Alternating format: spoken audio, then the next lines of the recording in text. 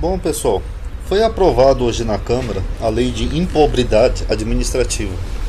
O que é impobridade administrativa? São crimes e erros, né, cometidos durante a administração pública, né? Essa lei está sendo chamada já de lei da impunidade, né?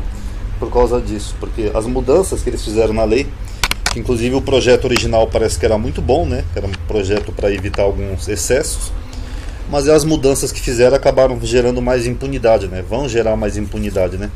Tanto que aqui tem uma matéria do Globo, ó, que fala: veja como os partidos votaram para alterar a lei. Então eles alteraram a lei original, que era justamente para tirar uma coisa ou outra que pudesse ser um equívoco, né, por exemplo. Mas aí eles acabaram gerando impunidade. Então isso acabou dificultando a punição por prejuízos aos cofres públicos, porque envolve o nosso dinheiro, a administração pública.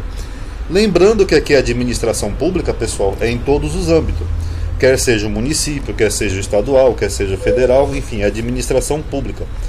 Aí aqui na Globo tem uma matéria, mostra até quem votou, como não votou, os prós e o contra. Mas o Kim Kataguiri, ele fez uma thread aqui, onde ele mostra, né, essa PL 10.887/18, né, e ele deu uma destrinchada aqui.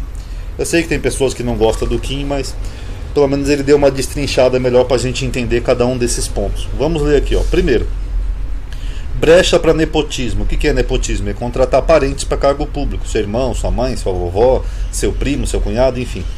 O texto permite a contratação de parentes, caso o parente seja formado na área do cargo. Então, por exemplo, se você é um administrador público, sei lá, você é o prefeito e a sua esposa é médica, você pode colocar a sua esposa como secretária de saúde. Isso é bom, isso é ruim? Não sei, mas eu acho que isso vai favorecer a corrupção.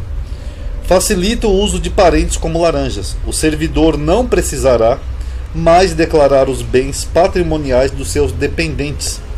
Então, por exemplo, se você tiver, nesse exemplo hipotético, a sua esposa, você não precisa declarar os bens dela.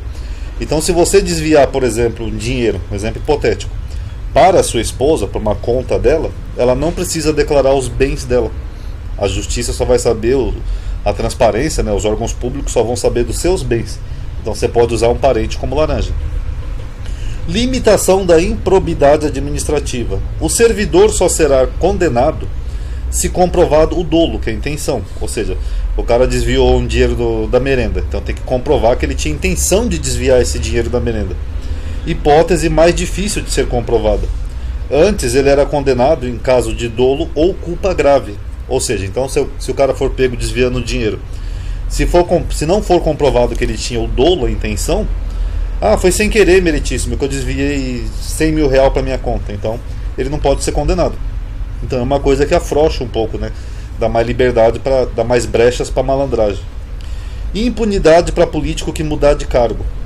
Políticos condenados, pode ser até por corrupção, em cargos anteriores não perderão o cargo atual.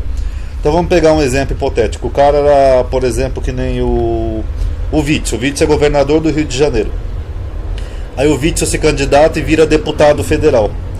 Se o Witzel não tivesse sido preso, ele não poderia mais ser preso porque ele estaria já em outro cargo. Então ele não poderia ser condenado pelo cargo anterior, no caso de governador, nesse exemplo hipotético. Só o Ministério Público poderá entrar com ação. A empresa que for prejudicada por ato de impobridade não poderá entrar com ação contra o servidor suspeito. Então vamos supor que o prefeito da sua cidade contrata uma empreiteira. Aí ele é prejudicado, né, porque é um desvio de verba e de corrupção. Ele não pode mais entrar com uma ação na justiça. Só quem pode entrar agora é o Ministério Público, tá bom? Tempo de inegibilidade menor. A suspensão dos direitos políticos começa a contar a partir da condenação em segunda instância. Então, por exemplo, o Witzel, ele foi condenado e afastado lá do cargo de governador do Rio de Janeiro. Mas ele não foi condenado ainda em segunda instância. Ele só foi afastado lá no impeachment e eu acho que está em primeira instância ainda o caso dele. Eu não tenho certeza, mas eu estou usando mais como um exemplo hipotético, tá? Eu não sei como é que anda o caso dele. Mas enquanto ele não for condenado em segunda instância, ele continua elegível. O que é isso? Ele pode se eleger para qualquer cargo. Então, se o Witzel quiser se candidatar a deputado, a governador de novo, sei lá, prefeito do Rio, a senador, ele pode. Porque agora o prazo de inegibilidade ficou menor. E não somente após a reparação do dano causado, que como era assim até então. Na prática, isso vai diminuir o tempo de inegibilidade. Então, antigamente, a pessoa tinha que reparar o dano, cumpria um tipo de pena ou coisa assim, só depois podia ser eleito a um cargo público, que nem o Collor, que ficou acho que uns 8 anos sem poder se candidatar a nada. Agora não pode mais, tá, pessoal? Agora a pessoa já vai poder ser elegível novamente, se não for condenado em segunda instância e mesmo sem reparar o dano. Limitação da condenação. O juiz não vai poder condenar o réu por algum crime descoberto no decorrer do processo, além do crime anteriormente apresentado pelo Ministério Público Federal. Então o juiz não vai poder mais condenar o réu, mesmo se tiver algum crime descoberto no decorrer do processo, a não ser o crime que tenha sido apresentado antes pelo Ministério Público. Então vamos supor, por exemplo, tem um deputado lá, João.